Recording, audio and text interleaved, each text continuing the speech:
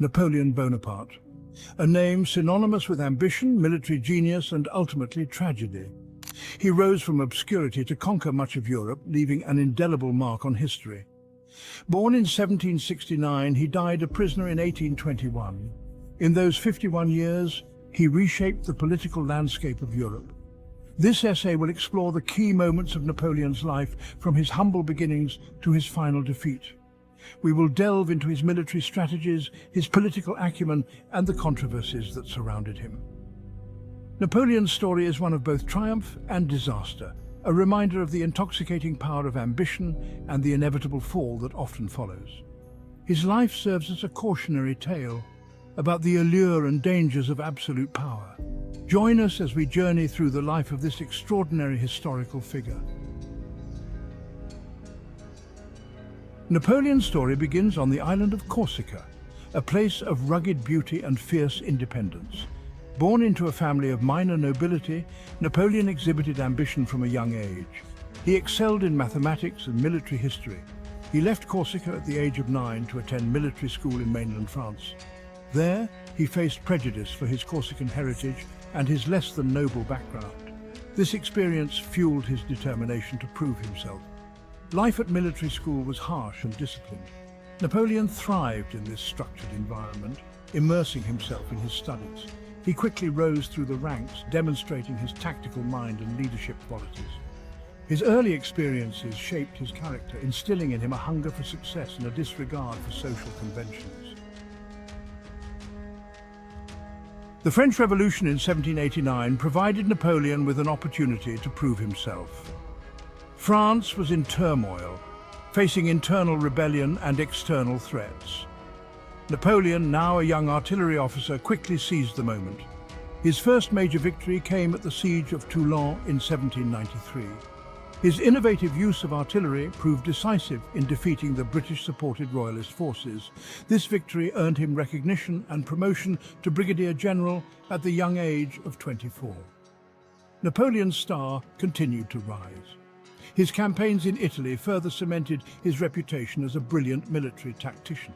He employed speed, surprise, and maneuverability to outwit and overwhelm his enemies, often facing numerically superior armies. His victories in Italy made him a national hero. The Italian campaign was where Napoleon Bonaparte truly made his mark as a military genius.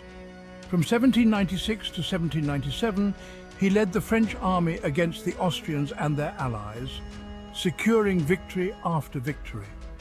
His army, though often outnumbered, was highly motivated and well led. Napoleon's use of speed and maneuver was revolutionary. He understood the importance of striking quickly and decisively, keeping his enemies off balance. He also recognized the importance of morale, inspiring his troops with rousing speeches and promises of glory. The Italian campaign was a resounding success for France. Napoleon forced Austria to sign the Treaty of Campo Formio, expanding France's territory and influence. He returned to Paris a conquering hero, his name on everyone's lips. His legend had been born.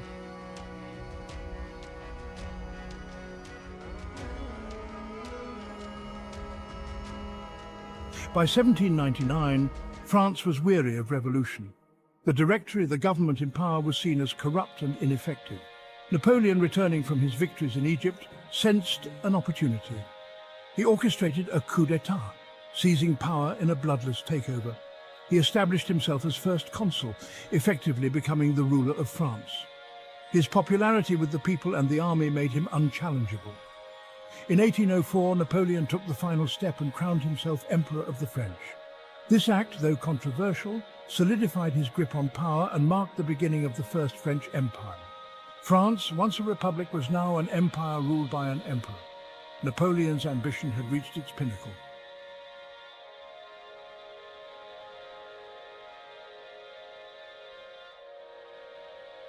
Napoleon's reign was marked by constant warfare. He fought to expand his empire and to defend it from its enemies. His military genius was evident in his victories at Austerlitz in 1805, Jena and Auerstedt in 1806, and Friedland in 1807. Austerlitz, in particular, is considered a masterpiece of military strategy.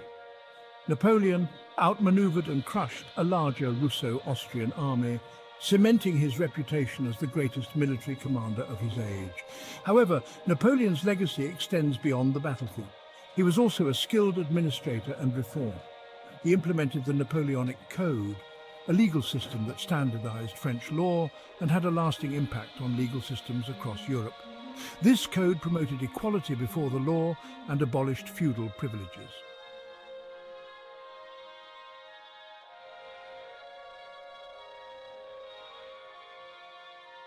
Despite his many successes, Napoleon's empire was beginning to crack.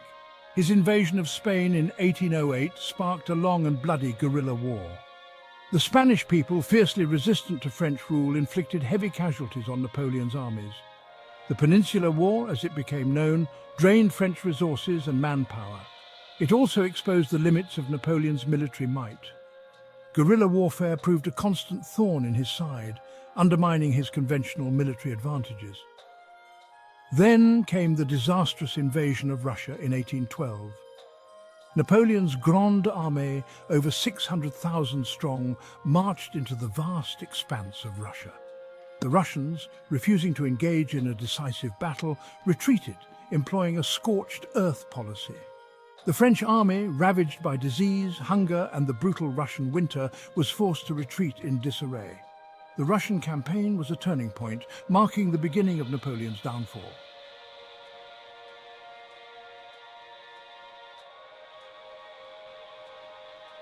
With Napoleon weakened, his enemies sensed an opportunity. A coalition of European powers, including Britain, Austria, Prussia, and Russia, united against him. In 1814, they captured Paris, forcing Napoleon to abdicate and go into exile on the island of Elba. However, Napoleon's exile was short-lived. In 1815, he escaped Elba and returned to France. His reappearance sparked wild enthusiasm. The French army rallied to his side, and he marched on Paris, reclaiming his throne. This period, known as the 100 Days' War, was a last gasp of defiance.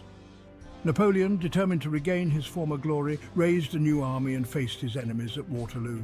His return sent shockwaves across Europe, throwing the continent back into turmoil.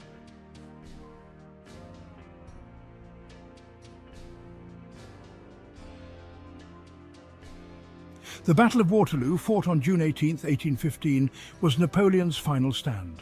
He faced a combined British and Prussian army led by the Duke of Wellington and Gebhard Leberecht von Blücher. The battle was a brutal, day-long struggle. Despite moments of French success, the arrival of Prussian reinforcements turned the tide. Napoleon's army, exhausted and outnumbered, was routed. Waterloo marked the end of his reign and the end of the Napoleonic era. This time there would be no escape. Napoleon was exiled to the remote island of St. Helena in the South Atlantic. There he lived out his final days, a prisoner of the British, his dreams of empire shattered.